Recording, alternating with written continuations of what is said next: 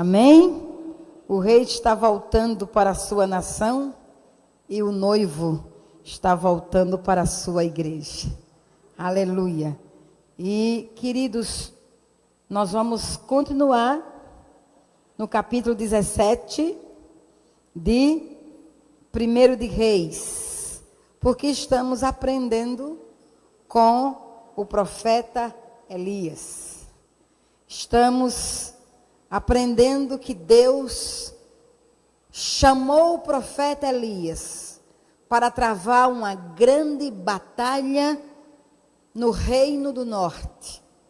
E essa grande batalha seria um divisor de águas para o Reino do Norte, porque esta batalha destronaria o principado maldito de Baal e estabeleceria de novo o nosso Deus Yahvé como Deus da nação de Israel, porque o povo de Israel, o povo do Reino do Norte, retornaria ao seu Deus, se converteria ao seu Deus.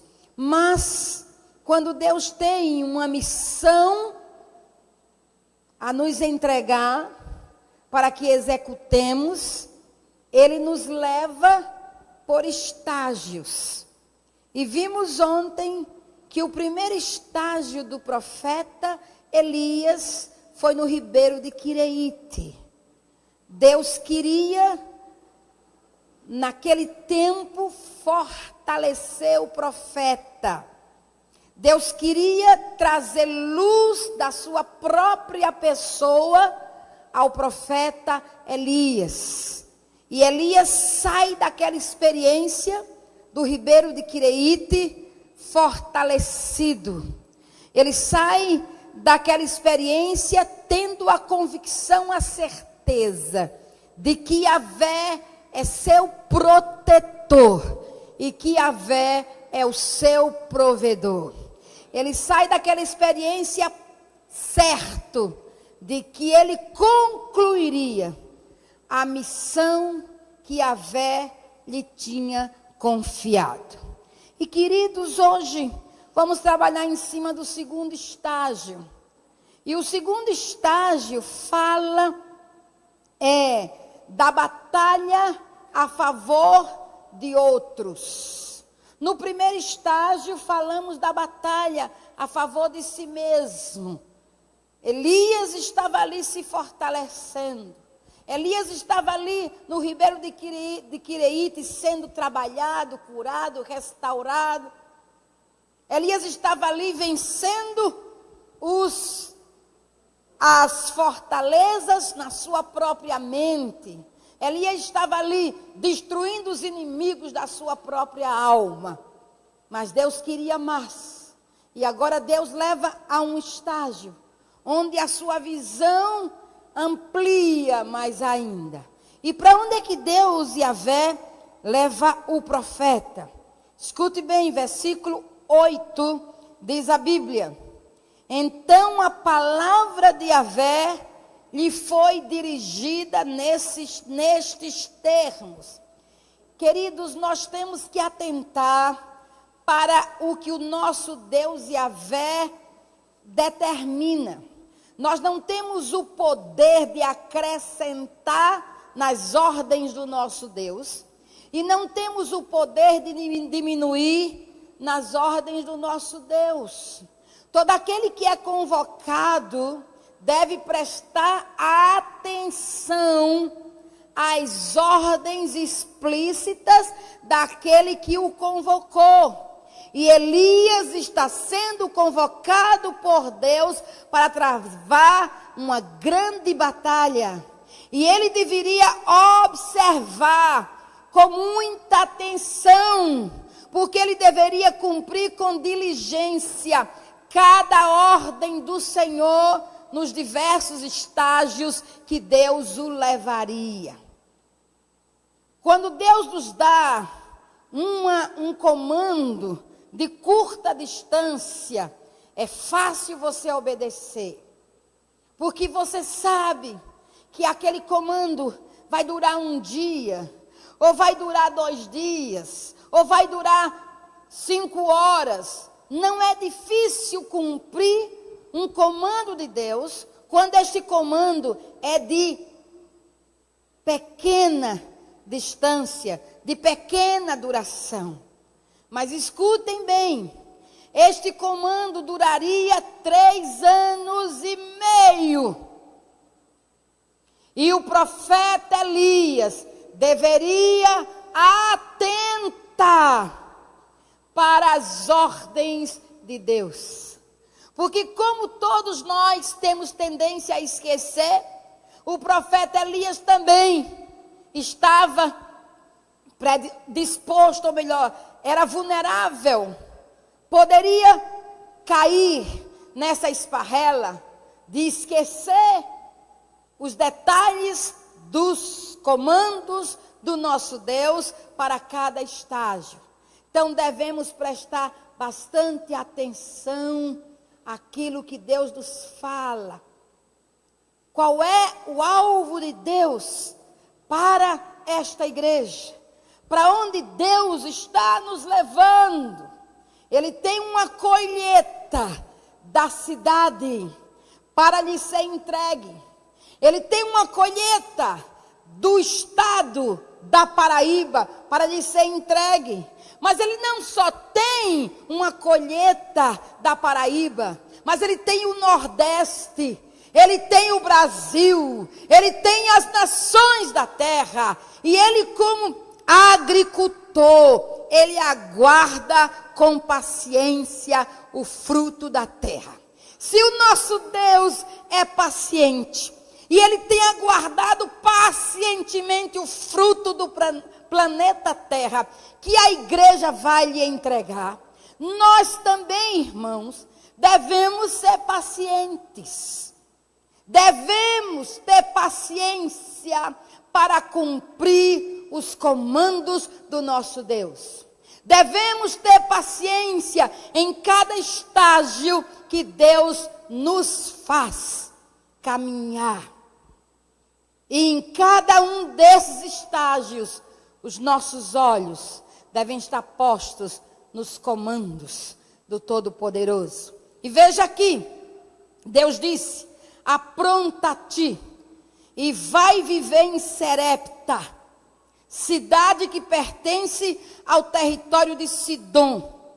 Ordenei ali a uma viúva que te providencie teu sustento. O profeta Elias poderia questionar com Deus: o senhor está louco? Não, eu não estou acreditando que esta é a ordem do Senhor para mim. O Senhor está me levando à boca do lobo. Esse território pertence ao pai de Jezabel. Esse território é totalmente pagão. Nesse território, Baal é adorado. Se alguém souber nesse território que eu sou profeta teu, então vão me matar. Mas Elias não fez isso, porque Elias saiu do ribeiro de Quireite, tendo a certeza que Yahvé era o seu protetor. Amém? E ele precisava estar na cidade de Serepta. Ele precisava ter a visão do mundo gentílico. Ele era um judeu. Era um profeta enviado a pregar ao seu próprio povo. Mas o nosso Deus não só tem a visão do povo de Israel, Deus tem a visão de todos os povos. Ele não ama Israel mais do que ama os árabes. Deus ama a Israel na mesma proporção que ele ama o povo árabe. E ele, na cruz do Calvário, projetou, determinou que diante do Cordeiro vão estar presentes todas as raças, todos os povos, todas as línguas, todas as nações. Aleluia! Já está determinado. Já está determinado. A visão de João em Apocalipse, ela é real. Ela é concreta. E nós estamos trabalhando para fazer acontecer no nosso mundo esta visão que já está presente no reino do Espírito. E escute, queridos, Elias vai para Sarepta. A apóstola falou que Deus conhece o nosso endereço. Ah, mas Ele conhece bonitinho. Ele sabe o nosso endereço. E como Ele sabe? Eu estava em João Pessoa nesta época. Primeiro semestre de 92. Sentada na calçada da casa missionária. Em conflito. Porque o meu tempo tinha cessado. Dona Lídia falou para mim que não tinha visão para Moçambique e nenhum plano para mim. E que eu deveria procurar outra missão. Mas procurar que tipo de missão? Quem? Como? E naquele belo dia, era assim, quase meio-dia, o sol estava tostando em João Pessoa. E eu estava sentada na calçada, peguei um graveto e comecei a brincar com a areia, falando com Deus. Quem me conhece? Para onde eu vou? Qual será o meu futuro? Senhor, eu não conheço nenhuma missão, não conheço nenhum pastor de missão. Como? E eu estou ali quietinha, escrevendo, conversando com o Pai. E o Espírito falou tão claro, tão audível, que eu pensei que tinha alguém próximo a mim. E ele disse: minha filha, quem deu o endereço de Pedro a Cornélio? Quem deu o endereço de Saulo a Ananias? E ele disse: basta que eu te conheça. Aleluia! Então, queridos, basta que sejamos conhecidos pelo Senhor. E com certeza, a viúva de Sarepta era conhecida por Yahvé. Ela não era judia, mas ela era conhecida por Yahvé. Ela não era conhecida pelo profeta, mas ela era conhecida por Yahvé. Havia no coração daquela mulher algo que Deus queria suprir. Havia algo naquela casa que Deus queria transformar. E no tempo propício, ele alarga a visão do profeta Elias. E o comanda aquela cidade para alcançar um coração, para alcançar uma família, para alcançar uma casa. Veja que antes de Deus lançar o profeta Elias no Monte Carmelo, a fim de que ele trouxesse a sua nação inteira para o próprio Deus, Elias precisou estar em Sarepta. Elias precisou ter compaixão de uma mulher viúva. Elias precisou ter compaixão de uma casa, de uma família que estava desesperançada, que estava sendo assolada pelo espírito da escassez, pelo espírito da fome, pelo espírito do medo. Elias precisou ter a visão da necessidade do outro para batalhar a favor do outro. Queridos, não esqueça que o nosso Deus, quando enviou Jesus Cristo ao mundo, Ele enviou sim para as ovelhas perdidas da casa de Israel, mas ele entregou Jesus para morrer na cruz pelo mundo inteiro. Porque o nosso Deus não é barrista. O coração do nosso Deus é amor. E ele ama a todas as pessoas. Lembre-se que Deus nos encontrou em pecado. Que Deus nos encontrou em derrota. Que Deus nos encontrou em escuridão. Que Deus nos encontrou apartados da sua graça. Mas ainda assim, ele nos amou. Ele não nos amou quando fomos transformados. Ele nos amou quando ainda éramos miseráveis pecadores. Amém? Então veja que na batalha espiritual, amados, tá? Yahvé, o nosso Deus, tem um alvo. E o alvo de Yahvé é gente que tem cheiro, que tem cara. É gente que pensa. É gente que tem coração. O alvo de Yahvé não é prédio.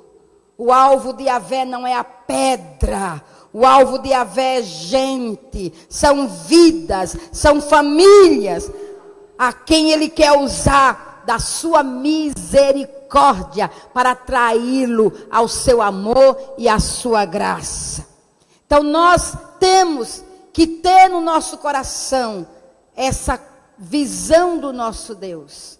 A batalha espiritual tem um propósito: a libertação de vidas, a salvação de vidas.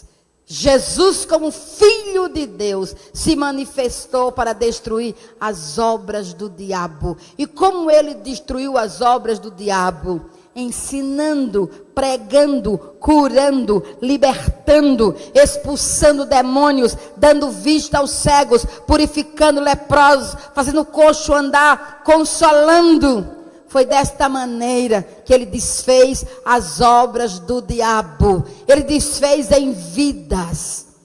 Ele desfez nas casas, nas famílias, nas cidades. Jesus, de fato, compreendeu o coração do seu Pai e cumpriu todo o propósito que o Pai lhe entregou.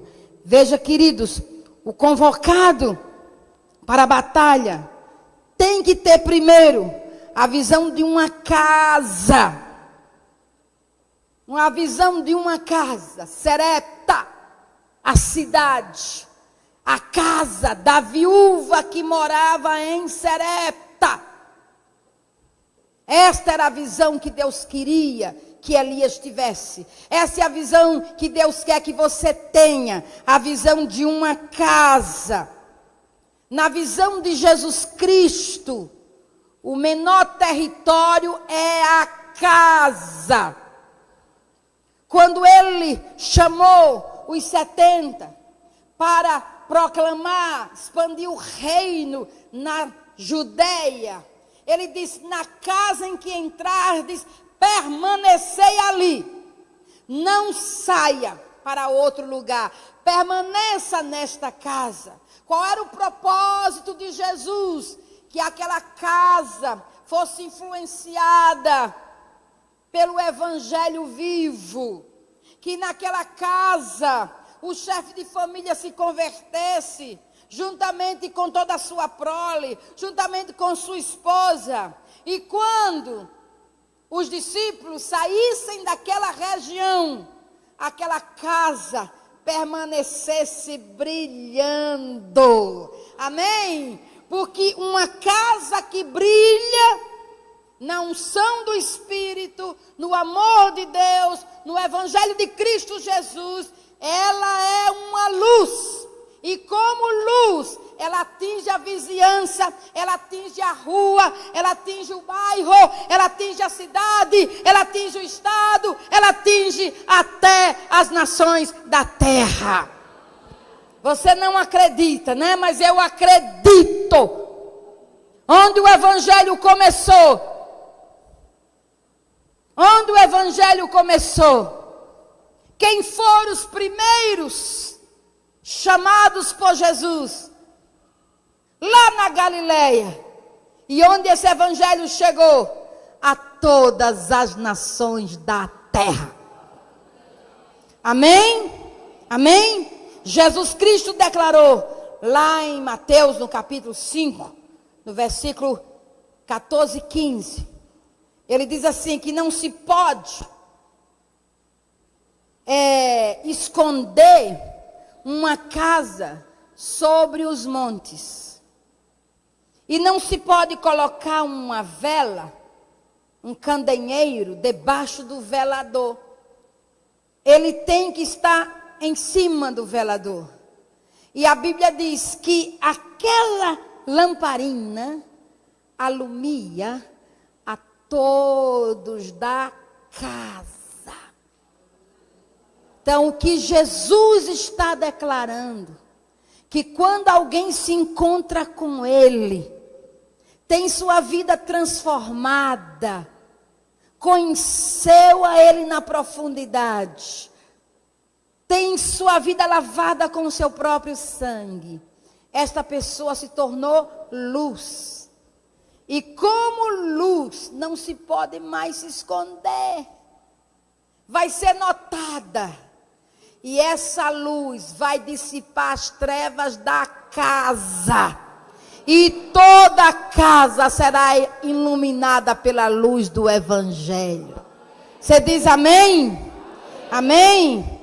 Então, meus amados, na batalha espiritual, o foco é Jesus. Mas o alvo são as vidas por quem Cristo morreu.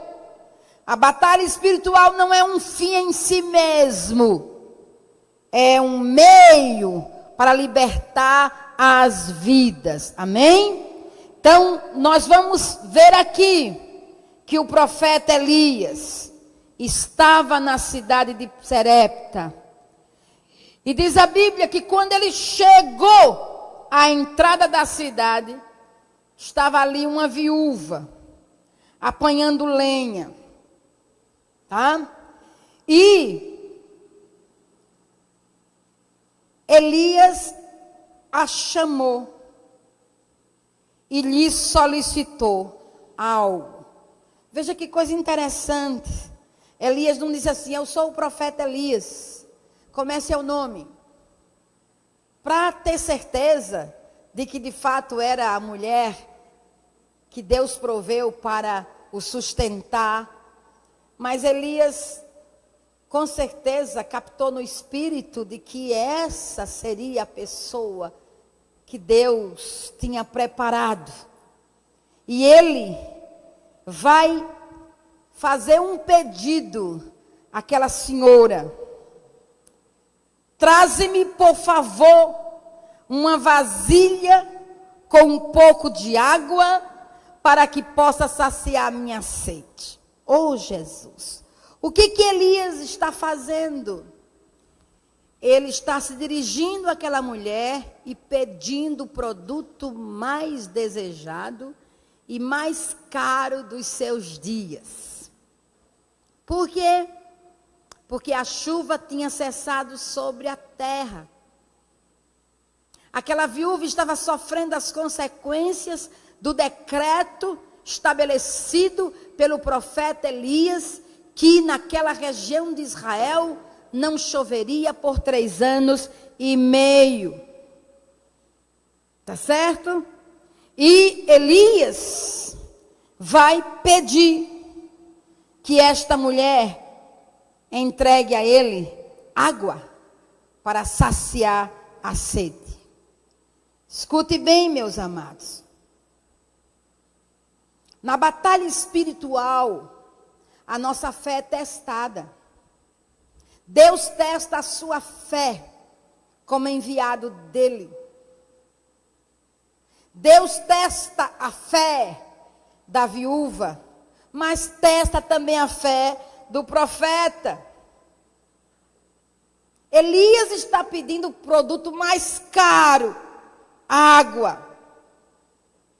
E por que Elias está pedindo um produto tão caro àquela mulher? Não esqueçamos de que Elias é um homem de Deus, de que ele é um profeta. profeta. E o alvo de Elias é chegar ao Monte Carmelo para atrair toda a nação ao Deus Todo-Poderoso. E ali no Monte Carmelo, Elias também vai precisar de água, e de muita água. E vai pedir o produto mais caro ao povo de Israel. Mas ele está diante de uma estrangeira. E ele toma aquele ato, aquela atitude daquela mulher como um ato profético. Se essa mulher entrega água, consequentemente, o meu povo também entregará. Na hora que Deus pedir, o meu povo vai obedecer e vai entregar. Porque se um coração do estrangeiro se dobra a um enviado de Deus, o coração dos filhos irão se dobrar aos enviados de Deus. Amém? E veja, amados, escute bem. Deus manda Elias à casa de uma estrangeira. Porque os filhos legítimos também teriam a oportunidade de ter a visitação do profeta Elias. Oh, que coisa! Manda óleo, Senhor, nos meus pés. Manda água, Senhor, nos meus pés. Deixa vir água. Deixa vir azeite. Deixa vir água neste lugar. Deixa vir azeite. A água da palavra e o azeite, a unção que quebra o jugo. Eu sou profeta, então venha, Senhor. Que o vaso seja quebrado de alabastro neste lugar. Amém?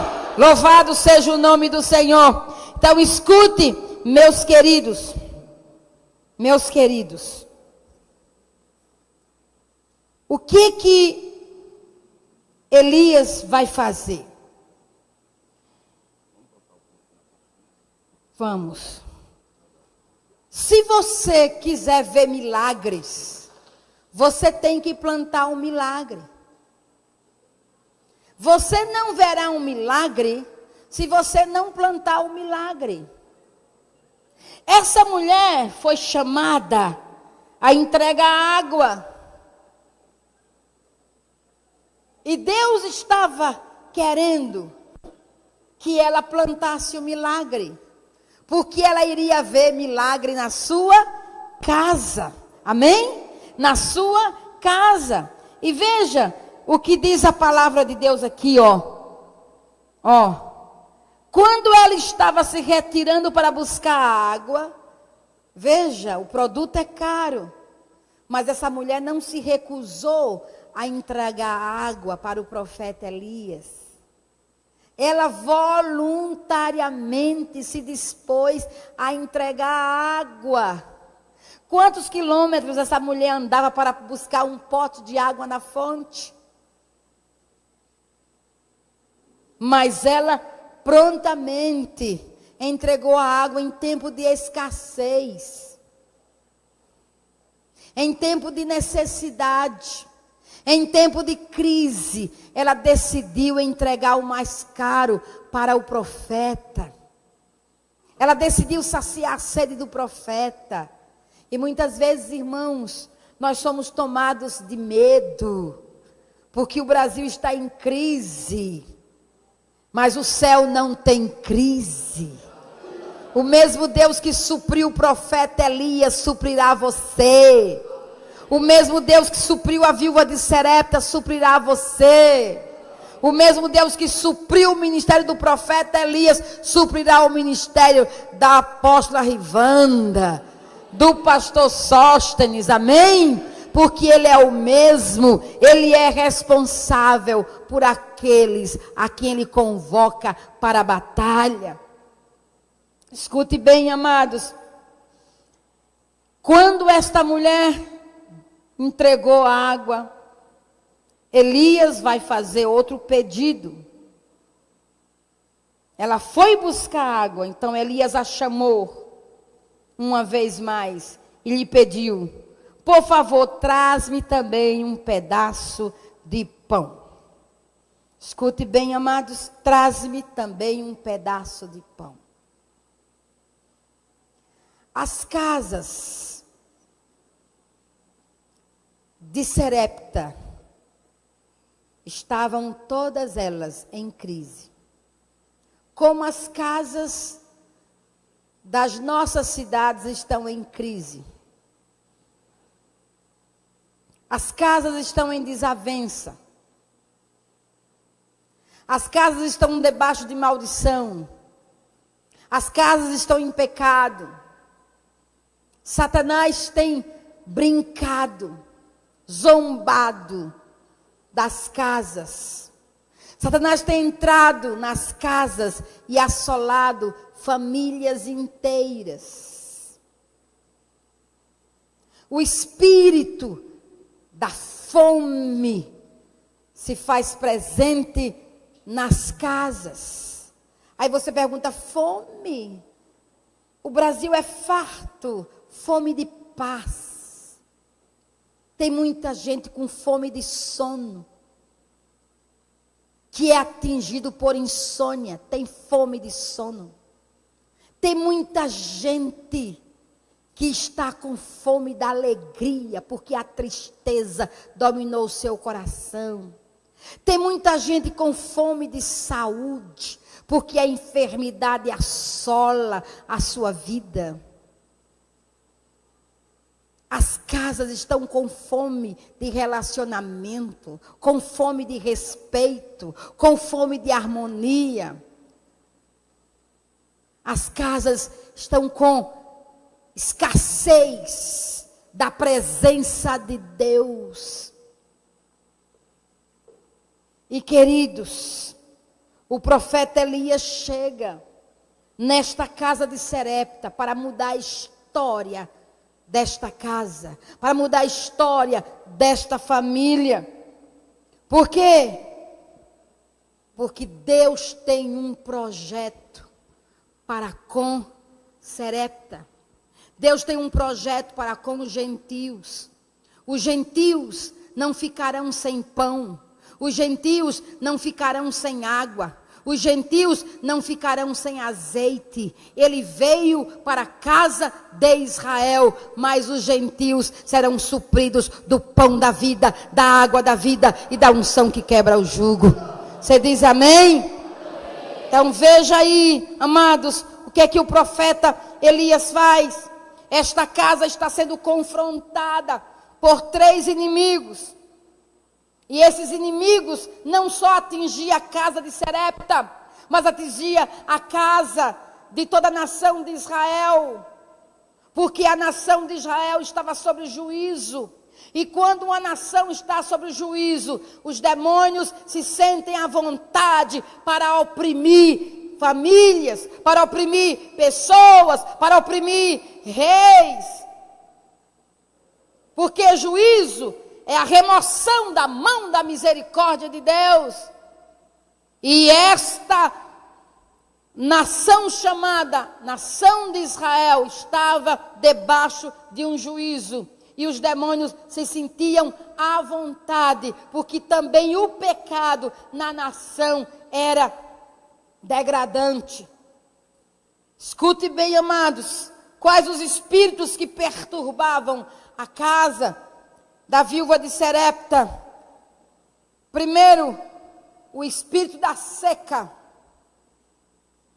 Seca. A falta de chuva trouxe seca.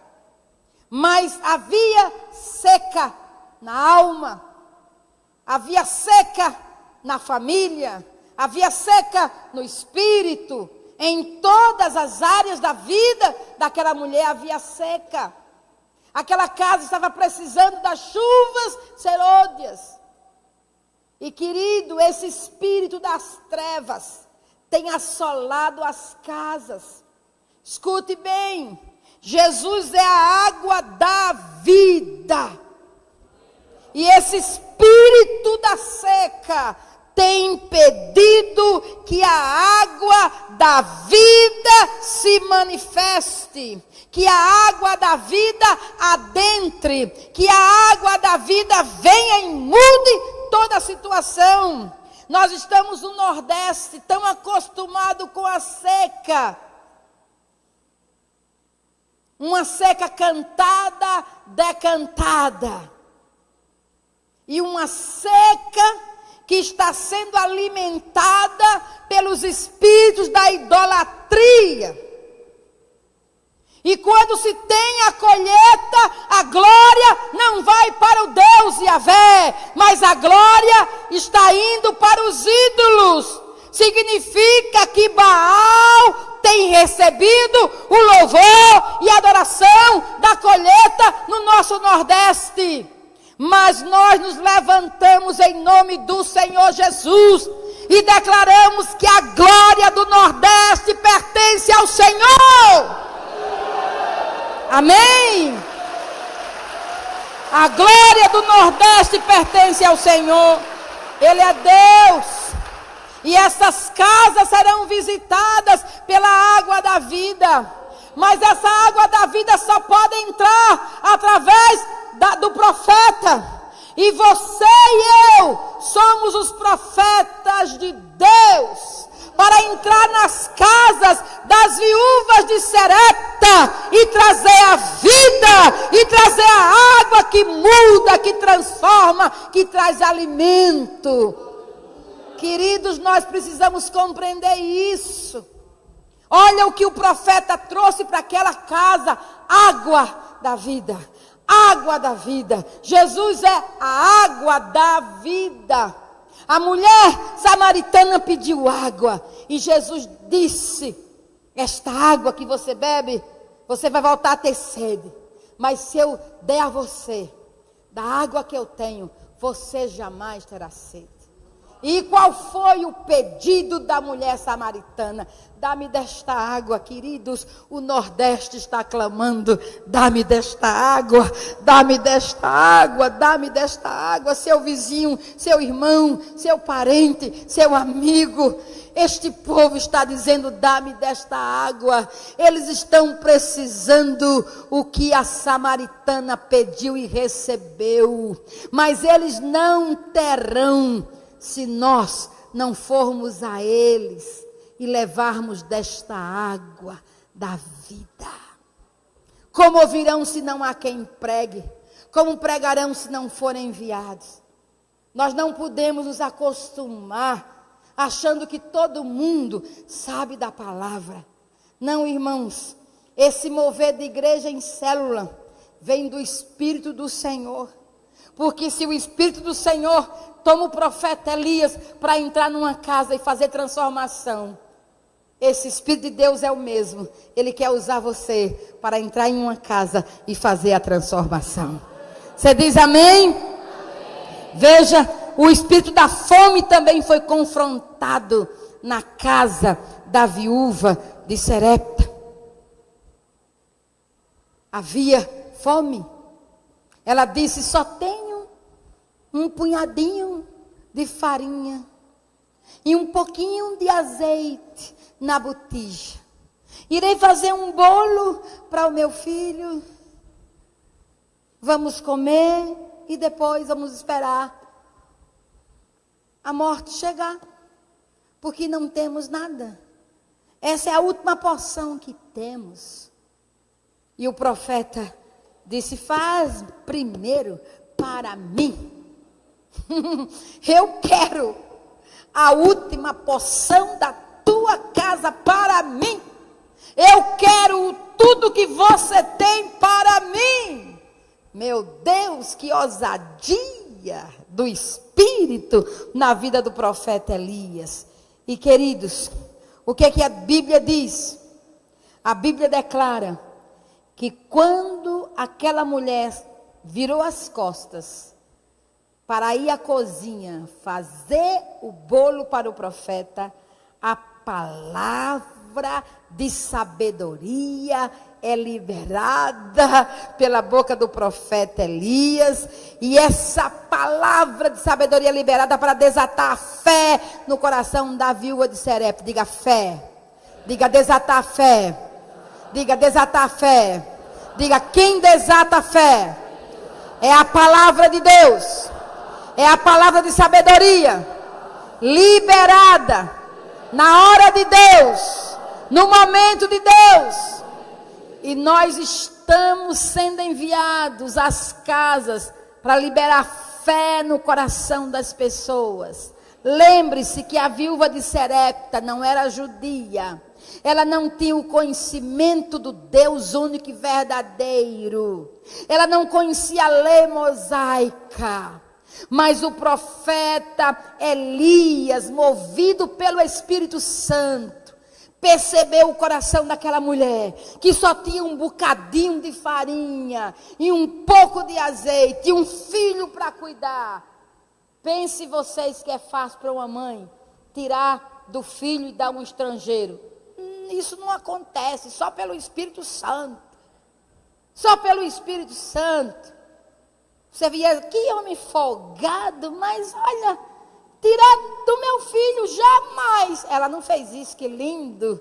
Aí quando ela vai fazer o bolo, Elias diz, o azeite da botija e a farinha da panela não se acabará. Aleluia! Ela sai movida de uma fé sobrenatural, de uma fé que vem de Deus, e ela alimenta o profeta. E o que é que essa mulher vê? Diga milagre, diga milagre. Então esse espírito maldito da fome foi vencido pelo milagre. E nós, amados, somos enviados por Deus a liberar a provisão de Deus nas casas. E a provisão de Deus nas casas se chama o pão vivo que desceu do céu, Jesus Cristo de Nazaré. Nós fomos chamados a pregar o Evangelho, a pregar Jesus, a declarar que Jesus salva, que Jesus cura, que Jesus liberta e batiza no Espírito Santo. Nós não fomos chamados para contar a história de carochinha. Nós não fomos chamados para as casas para entreter o nosso grupo. Não fomos chamados para fazer festinhas. Nós fomos chamados por Deus a pregar o Evangelho, porque este espírito maligno da fome tem escravizado o nosso povo, tem impedido a manifestação do pão da vida. O nosso povo tem se alimentado das bolotas de Satanás, através das doutrinas falsas, do espiritismo, do candomblé, do catolicismo, das seitas orientais. Quantas vidas se alimentando do engano, da mentira, e de uma mentira que vai levá-los ao inferno. Nós precisamos chegar com ousadia, como o profeta chegou na casa da viúva e confrontou este espírito das trevas, trazendo o pão, trazendo o suprimento, trazendo a manifestação do Todo-Poderoso, porque aquela mulher viu que a farinha se multiplicou. Aquela mulher viu que o azeite se multiplicou. Aquela mulher viu a sua história sendo mudada, o seu futuro sendo garantido. Porque quando Jesus entra na casa, Ele garante um futuro eterno para aquela casa. Ele é Yahvé Jireh. Não esqueçamos disso, o Deus da provisão. E amados, quem tem Jesus tem tudo. Quem não tem, não tem nada. Mas quem tem Jesus Cristo, no céu já tem morada. Então nós temos que saber uma coisa: Jesus é o pão vivo que desceu do céu. Quem dele se alimenta, por ele viverá. E nós temos que colocar este pão nas casas. Nós temos que colocar este pão nas casas. Quando o povo de Israel estava no cativeiro do Egito, a última praga foi a morte dos primogênitos, mas o segredo estava na morte do cordeiro. Esse cordeiro traria juízo a nação do Egito, mas esse cordeiro traria salvação para a nação de Israel. E esse cordeiro foi comido em casa, foi partido em casa, foi digerido em casa, família inteira. Se a família fosse pequena, deveria se unir duas famílias, porque não poderia sobrar nada do cordeiro. A carne do cordeiro não poderia ser jogada no lixo. Tudo deveria ser comido. Comido tudo, completamente tudo. A graça e a verdade tem que ser comida nas casas. Não é só a graça que deve ser aceita. A graça é presente de Deus. A graça não depende de mim. A graça vem do céu. Mas a verdade, eu tenho que me submeter. Eu tenho que aceitar. Eu tenho que crer. Eu tenho que seguir. Então eu vou aceitar a salvação de Deus em Cristo. Mas eu vou aceitar os mandamentos de Cristo Jesus. Eu vou me submeter a esses mandamentos, porque esses mandamentos vão trazer restauração à minha alma. Esses mandamentos vão transformar o meu caráter. Esses mandamentos me farão viver como Jesus viveu no planeta. Queridos, quando eu estava no Japão, eu subi no Monte Fuji, dia 12 de outubro de 1999. E por que eu subi no Monte Fuji? Porque eu tinha um comando de Deus para confrontar o principado de Aparecida no Brasil. E este comando era por 7 anos. Não importava onde eu estivesse, eu deveria cercar espiritualmente aquela cidade. Porque o último grito, o 7º ano, seria do Senhor. E 99 foi o 6º grito que deveríamos dar. Eu tomei um grupo de 7 irmãos, comigo 8, e nós subimos ao Monte Fuji. Não é fácil. Eu não estava tão gorda como estou agora, mas não estava preparada fisicamente para subir no Fuji. Mas eu fui. Deus mandou, eu fui. E ali no Fuji, nós deveríamos fazer atos proféticos, deveríamos resgatar a nação do Japão a partir do monte mais alto. E ali no Fuji plantamos os decretos, plantamos a Bíblia, enterramos uma bandeira ungida, com vinho, com azeite. Fizemos tudo o que Deus mandou. Mas o Fuji tem 9 estações. Então, você sobe, o ar é rarefeito, cansa bastante. Eu fui a última a chegar, mas cheguei. Quando chegou na 4ª estação, eu não tinha mais forças para subir o Fuji. Pode ter sido falta de preparo físico, sim, mas havia algo mais elevado.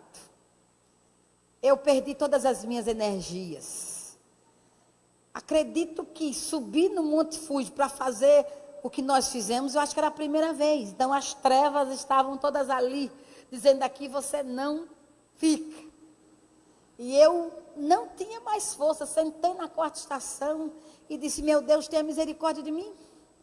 Eu preciso continuar no seu comando, mas eu não tenho forças, nenhuma. Não consigo chegar na 5ª, quanto mais na 8ª, o Senhor me dê graça. E enquanto eu estava ali orando, o Espírito Santo disse assim: celebre a ceia neste lugar. Celebrar a ceia aqui, Senhor, sim. Na 4ª estação, celebre a ceia. E o que eu fiz no Egito, eu farei com você. Quando eles comeram a carne do cordeiro, eles foram fortalecidos, eles foram restaurados, eles foram curados. Aí Deus disse: eu farei com você. Quando você comer o pão, eu te restabelecerei. Oh, meus irmãos, que coisa linda. E eu ministrei a ceia naquele lugar. E quando eu levantei o pão e o vinho, acredito que foi a primeira vez que eu vi ceia naquele lugar, que no Monte Fuji. Quem é que vai ministrar a ceia? Só os loucos do Senhor, mas ninguém. E quando estava ministrando a ceia, que eu tomei aquele pão, eu fui fortalecida. Eu tinha forças para subir o Fuji mais uma vez, mais outra vez, mais outra vez, porque Deus me fortaleceu. Mas aconteceu algo tremendo. Enquanto eu estava com aqueles elementos eternos nas mãos, eu tive uma visão aberta. Eu vi toda a nação do Japão à minha frente. Como se eu estivesse num monte, eu visse lá embaixo a nação. E era interessante que todas as casas, sem exceção, elas estavam todas cobertas com o sangue de Jesus. Todas, todas. E eu dizia, meu Deus, eu estou vendo a cidade, o Japão está, as casas estão cobertas com o sangue do Cordeiro. E Deus disse assim, profetize. Profetize aqui, profetize hoje, profetize agora, que em cada casa a carne do Cordeiro será comida e o sangue do Cordeiro será bebido. E em cada casa haverá alguém grávido do Senhor Jesus. Queridos, essa visão que Deus me deu em 99, não foi só para o Japão. Essa visão é para o mundo inteiro. Essa visão é para Campina Grande. Essa visão é para Paraíba. Essa visão é para Aracaju. Essa visão é para o Rio de Janeiro. Onde eu piso, eu tenho convicção que esta visão é para todos nós. Porque a vontade de Deus, o desejo de Deus é que todo homem seja salvo e chegue ao pleno conhecimento da verdade. A vontade de Deus é que, assim como o cordeiro foi comido em família no Egito, todas as casas das nossas cidades abram as portas para o Cordeiro de Deus que tira o pecado do mundo. Abram as portas para Jesus, o pão da vida, a água da vida, aquele que tem poder de curar as famílias, restaurar as famílias, remover as maldições hereditárias, trazer um futuro eterno para cada família. Nós precisamos compreender isso. O profeta Elias estava ali no nome do Yahvé, o Deus Todo-Poderoso. E ele estava ali para mudar a história daquela mulher, daquele filho, daquela casa. Nós precisamos compreender isso. Então o espírito da fome será vencido, sim, quando Jesus entrar na casa. Quando Jesus fizer mudança no coração das pessoas que habitam nas casas. Nós precisamos compreender isso. Terceira coisa, o medo foi vencido. Aquela mulher vivia debaixo de um espírito de medo. Ela tinha medo de morrer e deixar o seu filhinho. Ela não sabia o que lhe esperava. Ela não sabia quantos anos aquela seca iria durar. E se ela iria suportar tanta escassez. Então ela vivia debaixo desta opressão, do medo. E queridos, essas casas que você vê, muitas tão belas, com carros possantes, você não conhece a história dessas famílias. Quantas pessoas oprimidas por Satanás. Quantas pessoas escravizadas pelo medo. Medo de morrer, medo do futuro, medo da falência. Medo de sair na rua e ser atingido por uma bala perdida. Medo de asfalto. de assalto, medo de sequestro. Meu Deus, as pessoas estão escravizadas pelo medo. Medo de dormir, não se acordar. Quantas pessoas. E Deus quer nos levantar, amados, para mudar a história dessas casas, para mudar a história dessas famílias, como o profeta Elias fez. Amém? Amém? Amém? Então esta mulher foi alcançada por Deus de uma forma tremenda. E queridos, o último espírito que atacou essa família foi o espírito de morte. Diga, espírito de morte. Muito bem. Veja, Elias já tinha feito coisas tremendas nessa casa. A seca não mais existia, né? A provisão chegou naquela casa, tá certo? A fome também cessou. O medo cessou. Aquela família estava feliz. Tudo ia muito bem na casa da viúva de Sarepta. Mas algo aconteceu. E o que foi que aconteceu? Olha, veja aqui, no capítulo 17. O que foi que aconteceu?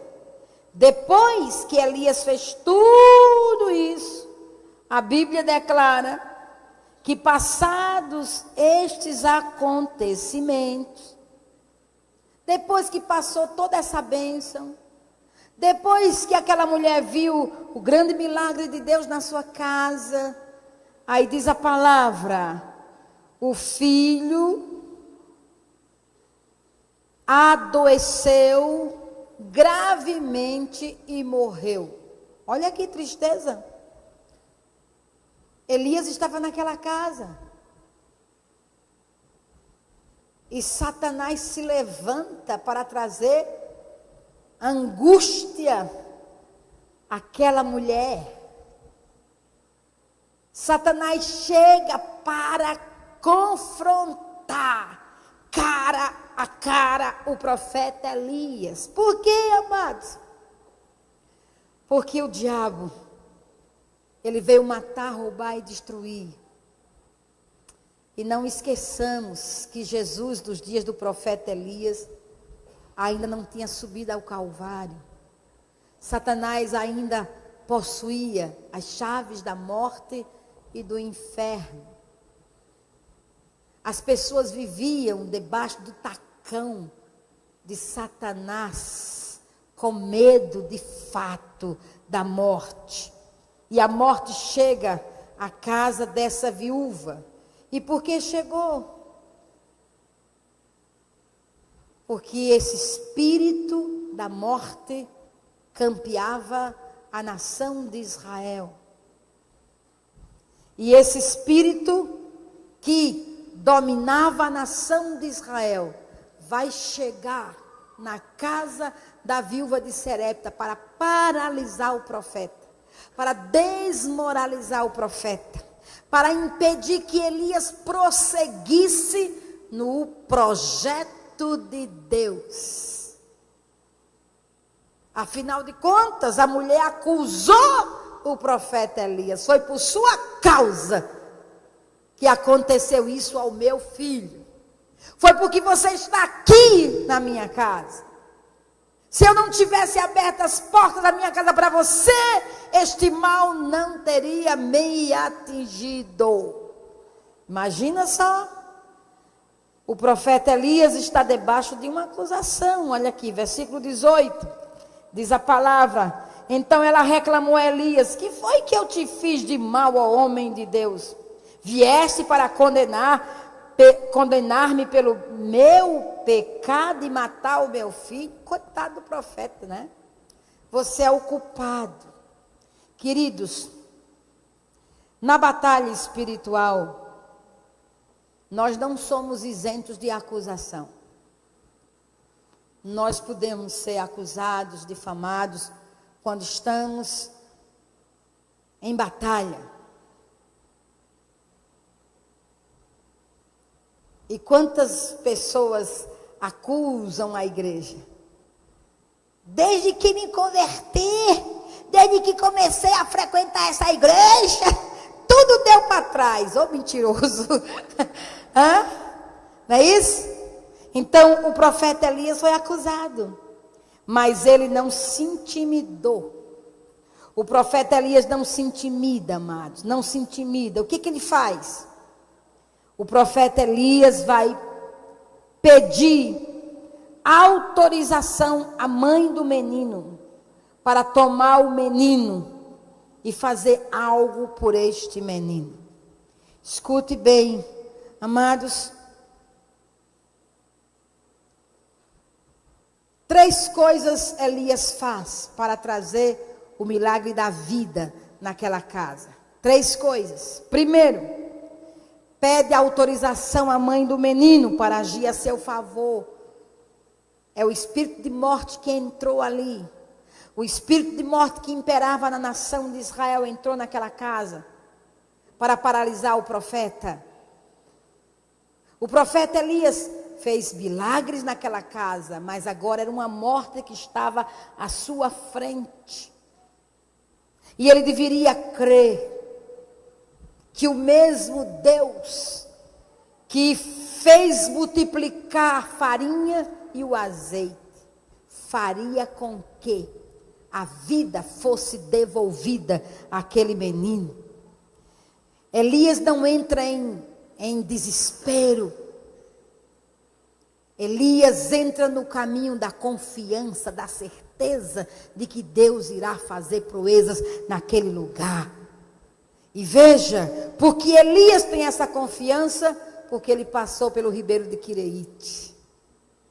Sem Quireite, não haveria como Elias agir da maneira que ele agiu. Porque em Quireite, ele saiu debaixo da proteção e da provisão. Ele conheceu um Deus poderoso. Segunda coisa, Elias leva o menino aos seus aposentos. Ele tira o garoto daquela atmosfera de desespero e leva para os seus aposentos carregado de intercessão, carregado de presença de Deus. E naquele aposento, ele vai deitar sobre o menino 3 vezes e vai clamar ao Senhor até que a vida do menino é devolvida. Queridos, a morte tem imperado nas casas. E não pense vocês que iremos ver a ressurreição nas casas assim, sem batalha. Para que vejamos a ressurreição nas casas, nós precisamos ter seriedade na busca com Deus. Amém? Porque a morte não sairá de graça das casas. Uma pessoa sem Cristo, ela está morta nos seus delitos e pecados.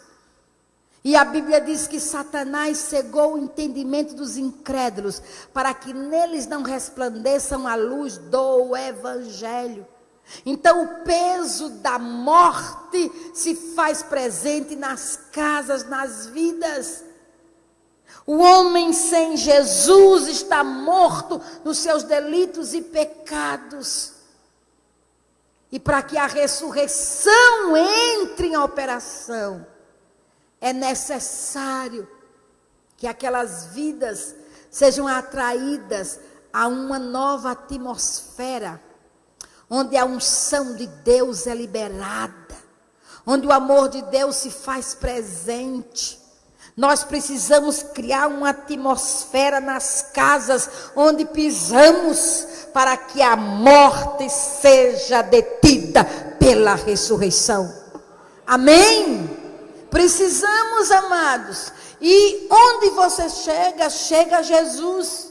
Onde você chega, chega a unção. Onde você chega, chega o poder. Onde você chega, chega a cura. Onde você chega, chega a libertação. Onde você chega, chega a ressurreição. Você que tem que ter essa convicção, essa certeza. Eu cheguei. cheguei é como aquele irmãozinho que disse, olha, os demônios é que tem que ficar endemoniados, porque eu cheguei. E é isso mesmo, eu cheguei. Eu cheguei. Quem chegou? Jesus. Quem chegou? O poder da vida. Quem chegou? O pão da vida. Quem chegou? A água da vida. Porque quem vive em mim é Cristo, quem vive em você é Cristo. E não é a atmosfera daquela casa que vai prevalecer, é a atmosfera que está em você que vai prevalecer. Você está ouvindo? É a que está em você. O profeta Elias tinha essa consciência. A mulher estava descabelada, acusando o profeta. Mas o profeta tinha uma atmosfera diferente. E levou essa criança para a atmosfera diferente, a atmosfera do céu, que ele gerou naquele quarto. E queridos, quando Elias sai daquele quarto, ele sai trazendo a vida. Trazendo a vida. E quando aquela mulher trouxe a vida, ou melhor, quando Elias trouxe a vida, ele trouxe Deus àquela família. Ele trouxe o milagre da vida. E esse é o propósito da batalha. É o milagre da vida com Cristo Jesus. Vale a pena batalhar. Irmãos, nós fomos chamados a trazer o pão. Nós fomos chamados a trazer a água. Nós fomos chamados a trazer o azeite, a unção que quebra o jugo. E nós fomos chamados, amados, a trazer para cada casa Jesus, Jesus, Jesus, Jesus, Jesus, Jesus, Jesus. Então, saiba de uma coisa.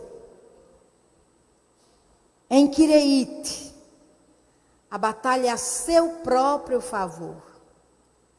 Mas em Serepta, a batalha é a favor do outro.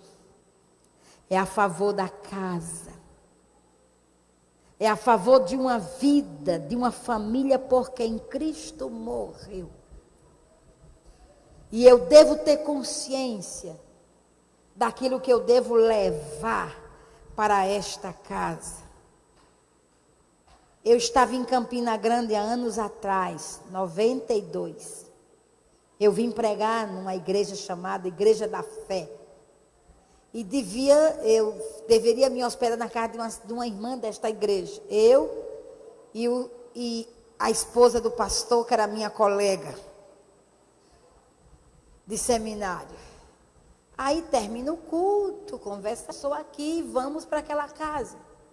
Quando chegamos naquela casa, meus irmãos, a senhora não quis abrir a porta para que nós entrássemos. eu ainda não tinha afinidade. Era 88, eu não tinha afinidade tanto com Rivanda ainda, né? Não conhecia nem onde morava, não conhecia ninguém nessa cidade. E agora, era tão tarde da noite e a senhora não quis abrir a porta para nós entrarmos. Meu Jesus, tenha misericórdia. Não tínhamos onde dormir. Aí ficou na porta, em nome de Jesus, ela vai abrir. Vai abrir, porque Deus é bom. Ele não vai deixar a gente aqui nessa cidade sem ter um canto para reclinar a cabeça. Aí, com muito custo, ela abriu. Ela era a ovelha dessa irmã. Ela abriu. Aí, entrou, cumprimentou assim, sem sal, sem açúcar, mas cumprimentou. E aí, a irmã, a pastora foi com ela lá para a cozinha. Eu fiquei na sala, com as minhas malas. Olhando. Aí quando eu vou para aquela casa, assim, essa casa é de crente? É? Tem certeza? Aí eu fui para um lado, tinha o Sagrado Coração de Jesus bem grande.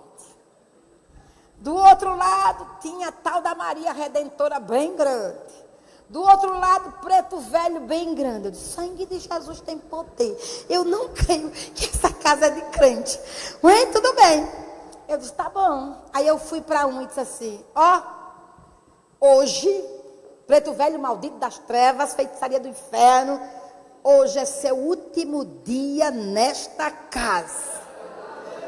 Aí fui para o outro, decretei. Fui para outro, decretei. Vocês não sabem o que aconteceu? Nós estávamos 1h fazendo a queima naquela casa. De tudo que era idolatria. Porque a conversa rolou. E quando eu entro na casa de crente, eu não tenho medo de dizer a verdade. Ímpio a gente não fala não, mas crente você fala, porque senão o diabo pega o crente. Aí ministrei aquela senhora, falei, e ela nos entregou tudo naquela noite. Quem é que não queria que nós entrássemos ali? Esses bichos que não queriam sair daquela casa. Queridos, nós estamos aqui para entregar o melhor em cada casa. Então, em nome de Jesus de Nazaré, abra o seu coração. Faça como Enéas, seja curado pelo Espírito Santo hoje.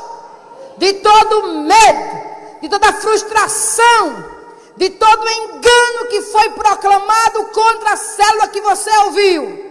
Você hoje recebe cura em nome de Jesus. E você vai ter a visão correta que Jesus quer que você tenha. Se você fosse um daqueles do grupo de 70, ele iria dizer para você: de casa em casa, de casa em casa, de casa em casa. E na casa que abrir a porta, fique nela.